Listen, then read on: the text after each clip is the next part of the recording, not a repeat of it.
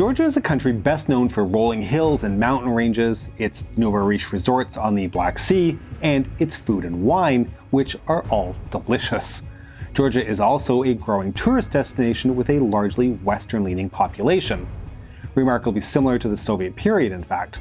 The Georgian SSR was a popular destination for Soviet vacationers, owing to its subtropical climate, and the benefit this afforded the Republic contributed to some of the highest general living standards in the USSR. But it also quickly became a pronounced hub of rampant corruption and gangsterism. So how did this come to be, and how were such disparities possible in a communist empire where citizens were supposed to be equals? Did corruption help or hinder Georgia's success? I'm your host David, and today we are going to look at the economy of the Georgian SSR. This is the Cold War.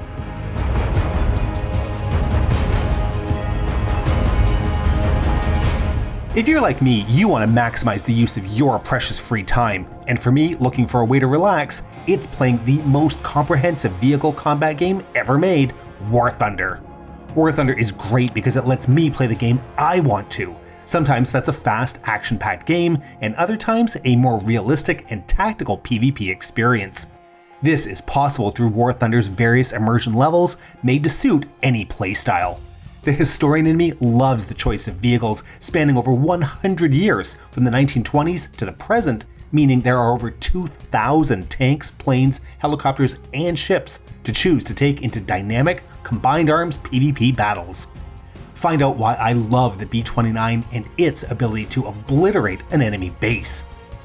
Thanks to the incredible detail, even down to individual vehicle components, and in 4K, War Thunder offers the highly immersive combat experience I know you'll love.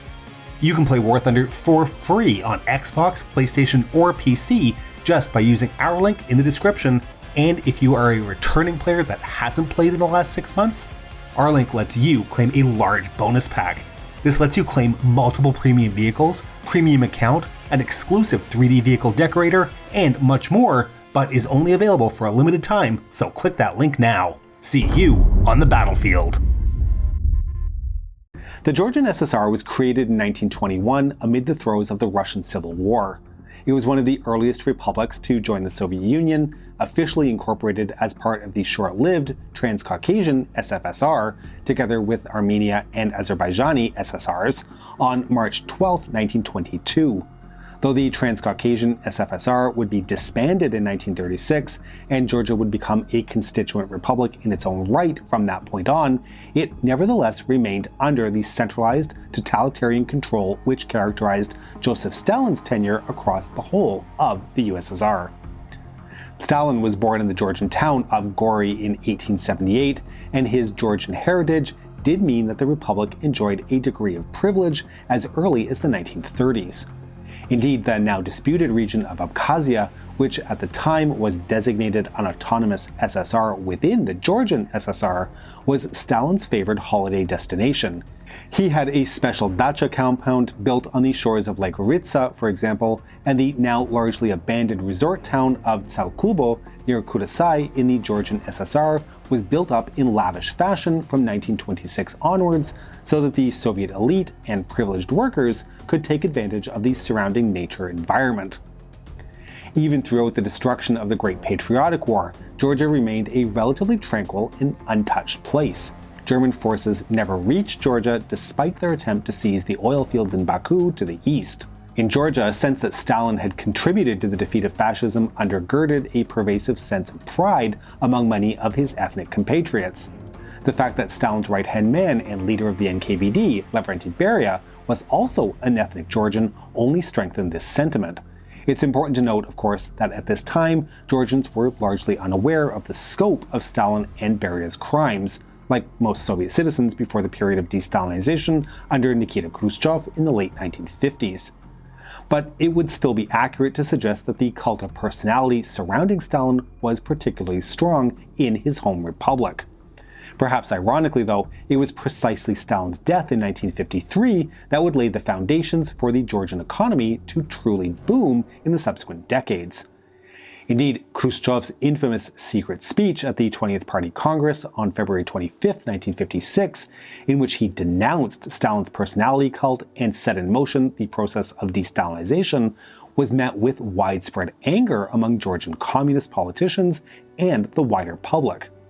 According to historian Donald Rayfield, this is because they felt that Stalin and Beria, and by extension all ethnic Georgians, had effectively been indicted by Khrushchev as bearing responsibility for all of the suffering in the USSR. This anger manifested itself in the form of protests and riots. On March 5, 1956, only days after Khrushchev had delivered his not exactly a secret speech, and on the third anniversary of Stalin's death, several students laid flowers on the embankment of the soon-to-be-demolished statue of Stalin that overlooked the Georgian capital of Tbilisi. Shortly after, as many as 10,000 people protested at what they considered an act of colonial oppression, in the words of Donald Rayfield. Protests also broke out elsewhere in the Georgian SSR, with 2,000 people demonstrating in the streets of Sukhumi in the Abkhaz ASSR, 2,500 in Kutaisi, and 1,000 in Batumi. The Politburo was so shocked by the reaction that Red Army and KGB troops were sent into Tbilisi to suppress the unrest, resulting in approximately 150 deaths. Though the violence against the perceived Russification died down relatively quickly following the Politburo's intervention, the demonstrations did have lingering political effects, which can be linked quite directly to the economic success Georgia experienced in the 1960s and 1970s. This included the establishment of several secret nationalist groups. For example, Zviad Gamsakhurdia, the son of well-known Georgian writer Konstantin Gamsakhurdia, revived the Gorgasliani Society with Merab Kostava, which had initially been set up in 1953 to defend Beria's legacy. But it was just secret societies. More overt expressions of Georgian nationalism were also openly permitted. In 1958, Stalin's statue was replaced by the Kartalis Deda, the Mother of Georgia, a monument which still overlooks Tbilisi today. These developments ultimately underpinned and reflected just how spooked the Politburo had been by the Georgians' nationalist-fueled reaction to de-Stalinization. In this context, the Moscow authorities granted Vasil Shevardnadze, the first secretary of the Georgian SSR from September 1953 onwards, a relative degree of de facto autonomy within the Soviet Empire in the interest of maintaining order. Okay, so by the late 1950s, the Georgian SSR had carved out a special political status for itself on top of the privilege it enjoyed as a top Soviet tourist destination. But we told you at the start of the episode that it was going to be about economics.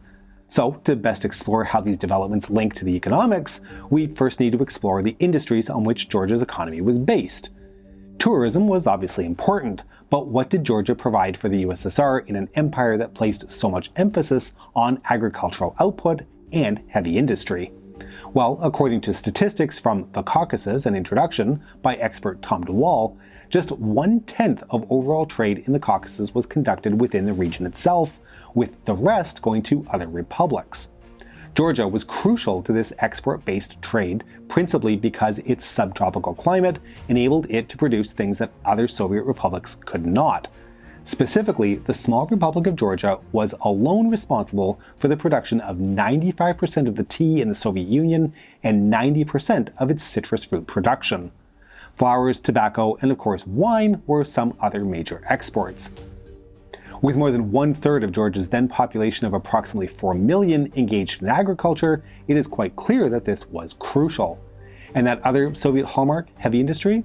Well, according to official statistics in the 1970s, heavy industry was responsible for 2/3 of the Georgian SSR's gross output and had grown fivefold since the early 1950s. But looking at official Communist Party statistics doesn't at all indicate that these sectors made Georgia anywhere near the richest republic in the USSR. In fact, nearly the opposite is true. In terms of national income, Georgia was in 7th place behind Russia, Ukraine, Belarus, Uzbekistan, Kazakhstan, and Lithuania throughout the 1970s and 80s. In per capita terms, one might expect Georgia's overall performance to improve given its comparatively small population.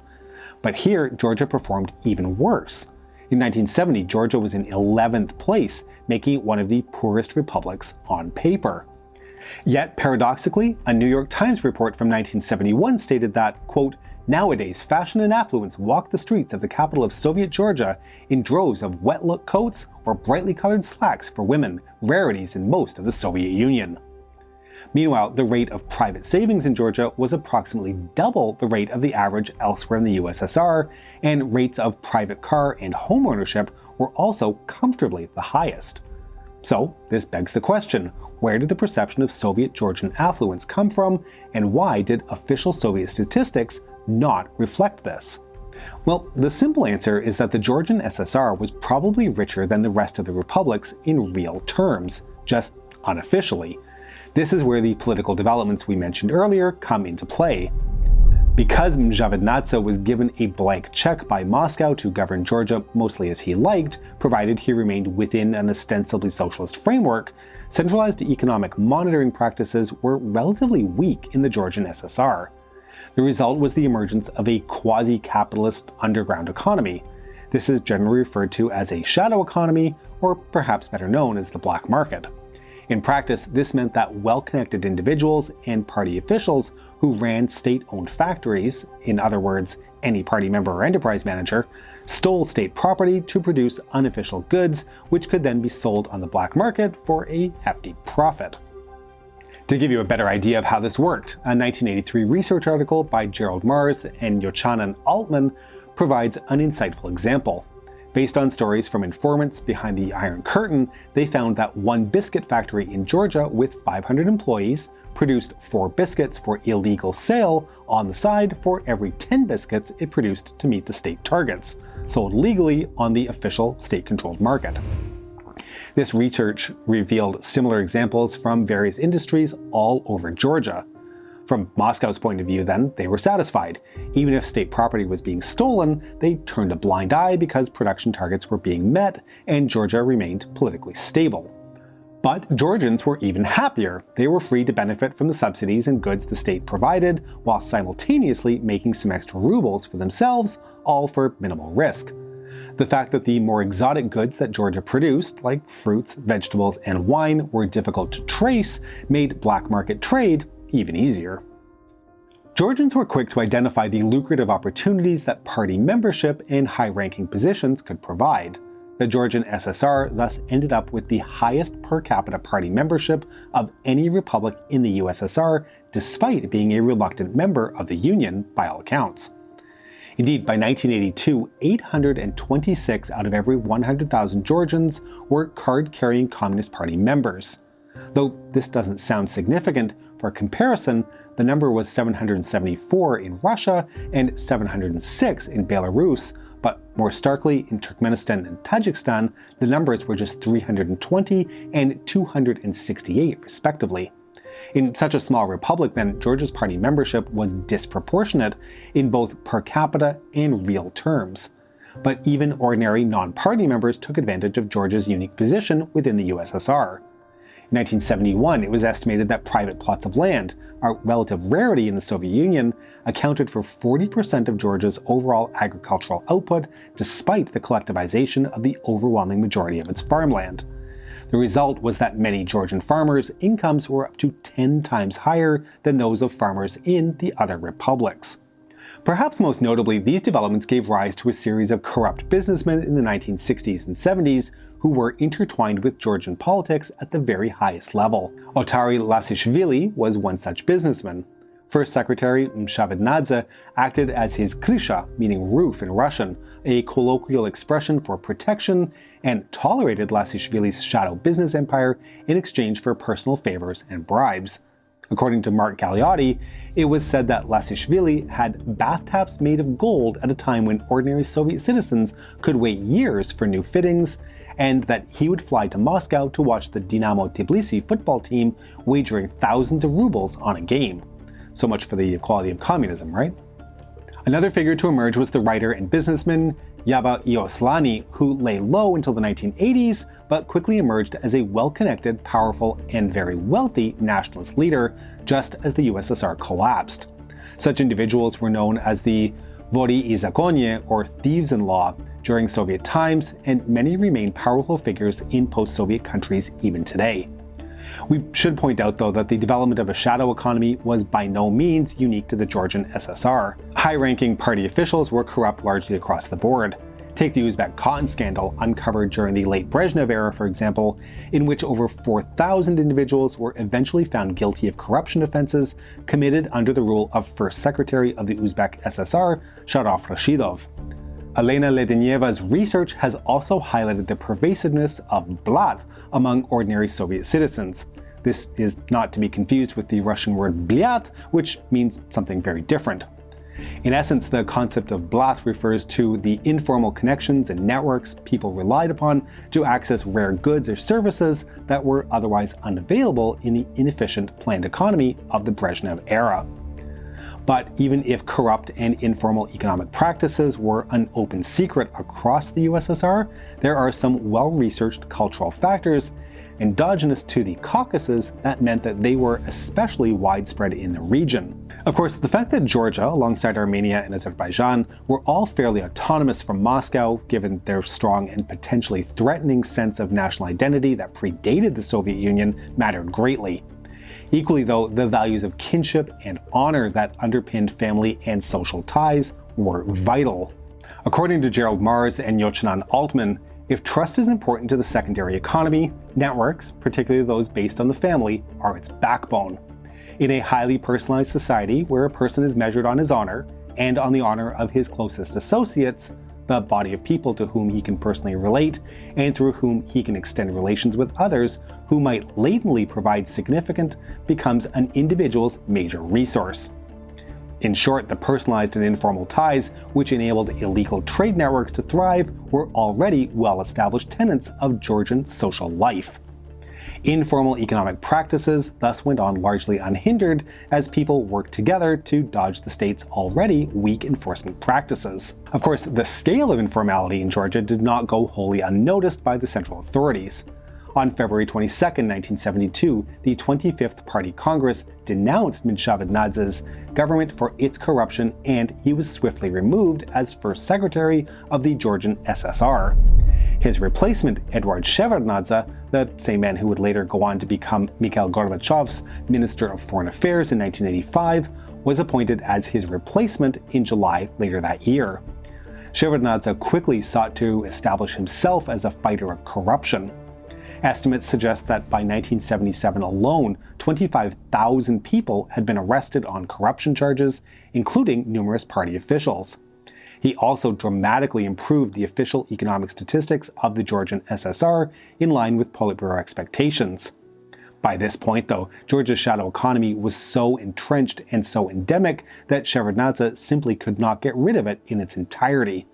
In the early 1980s, for instance, researchers still estimated that 25% of Georgia's gross national product came from its shadow economy. Shevardnadze was equally reluctant to place the Georgian SSR further under Moscow's thumb, which possibly could have improved the official situation. Indeed, he managed to enshrine the official status of the Georgian language in Georgia's constitution in 1978, providing further evidence that Georgian politicians were unwilling to compromise on the relative autonomy and national expression that they had become accustomed to. Georgia's shadow economy therefore continued to boom secretly throughout the 1970s and 80s. So much so, in fact, that by 1989, over 50% of Georgia's urban housing stock was in private hands. But these good times would not last. In 1987, Gorbachev passed the Law on Enterprises as part of his perestroika reforms. The 1987 law stipulated that state enterprises could determine output levels based on consumer demand. They still had to fulfill state orders, but they could do what they wanted with any remaining surplus. Then, in 1988, Gorbachev passed the Law on Cooperatives, which legalized some private activity in the economy. The problems these laws created are extremely complex and multifaceted, but broadly speaking, they can be boiled down to two major issues.